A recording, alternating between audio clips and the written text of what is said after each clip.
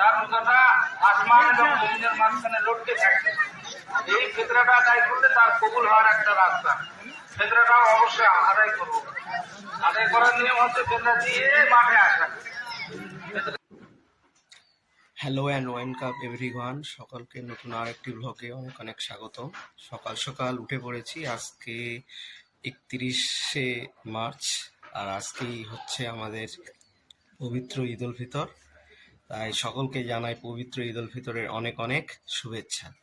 এখন স্নান ধান করে সিমাই খেয়ে আমরা যাব নামাজ পড়তে। অবশ্যই ভিডিওটা শেষ পর্যন্ত দেখবেন এবং ভালো লাগলে চ্যানেলটিকে সাবস্ক্রাইব করুন। সিমুই আর ঘুগনি খেয়ে একটু পরে যাব নামাজ পড়তে। এই পিচ্চিটা আমার দাদার ছেলে, এবার ওর প্রথম ঈদ, তাই ও খুব খুশি। আমি রেডি, এখন যাব নামাজ পড়তে ঈদগাহতে। সকলকে ঈদ মোবারক।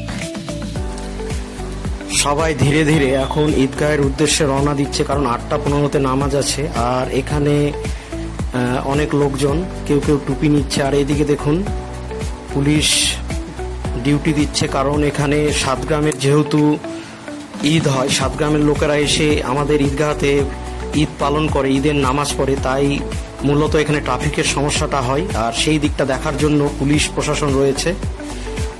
এরপর আমরা সরাসরি চলে আসলাম আমাদের ঈদগাহতে। এখানে দেখুন অনেক লোকজন দাঁড়িয়ে আছে, নামাজ এখনো শুরু হয়নি, আর কিছুক্ষণের মধ্যে নামাজ শুরু হবে।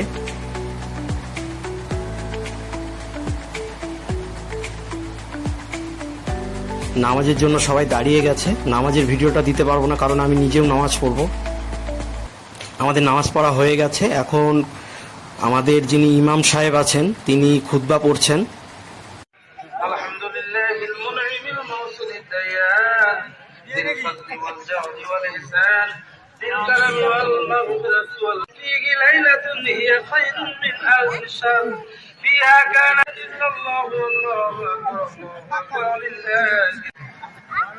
আপনারা আমার কাছে ঠিক আছে বললাম কথা।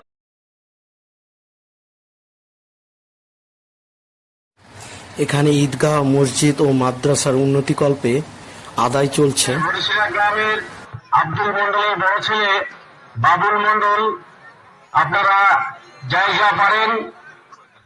ওই ভাইয়ের শরীর খুব খারাপ, খাদ্য নালী।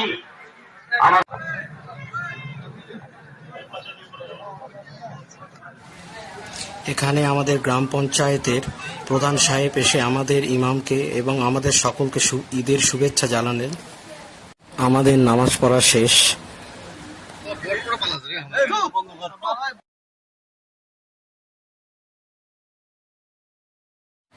প্রত্যেক বছর ঈদে আমাদের গ্রামে একটি ছোটখাটো মেলা বসে ঈদ উপলক্ষে, এবং নামাজ শেষ হওয়ার পর দেখতে পাচ্ছেন এই জায়গাটা কত ভিড়, এবং বিভিন্ন রকম দোকানপাট এখানে বসে। জিলাপি থেকে শুরু করে খেলনা, বিভিন্ন রকম খাবারের দোকান এখানে বসে।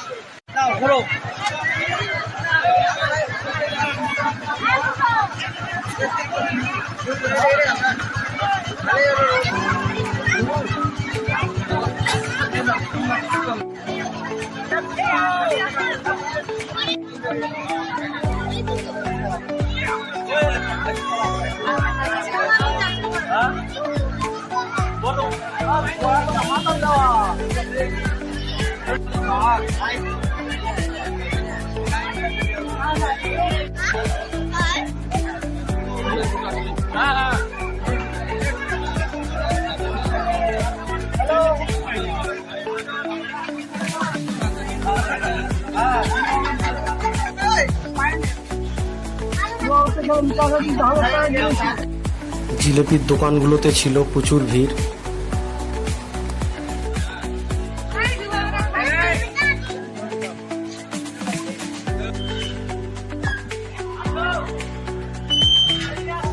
এটি হলো আমার ভাগ্নে, মামা ভাগ্না মিলে রোল খাচ্ছি।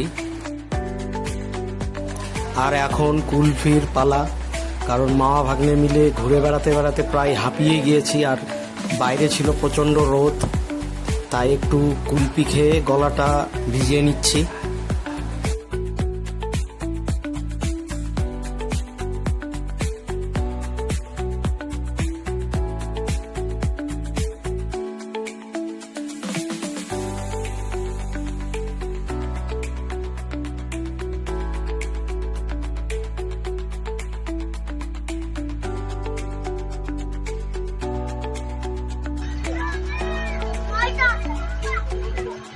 মোর এটি রোদ সহ্য হতো না, তাহলে ওটি থাকলে মোর কি অবস্থাটা হলো হয়। তো আজকের ব্লগটা এই অবধি। ভিডিওটা ভালো লাগলে অবশ্যই লাইক, কমেন্ট, শেয়ার এবং সাবস্ক্রাইব করবেন। আর বাড়ি থেকে প্রচুর অলরেডি খাবার নিয়ে গেছে, তাই আজকে আর কোনো খাবার দাবার নিলাম না। অবশ্যই পাশে থাকবেন। খুব শীঘ্রই দেখা হচ্ছে পরে আরেকটা ব্লগে।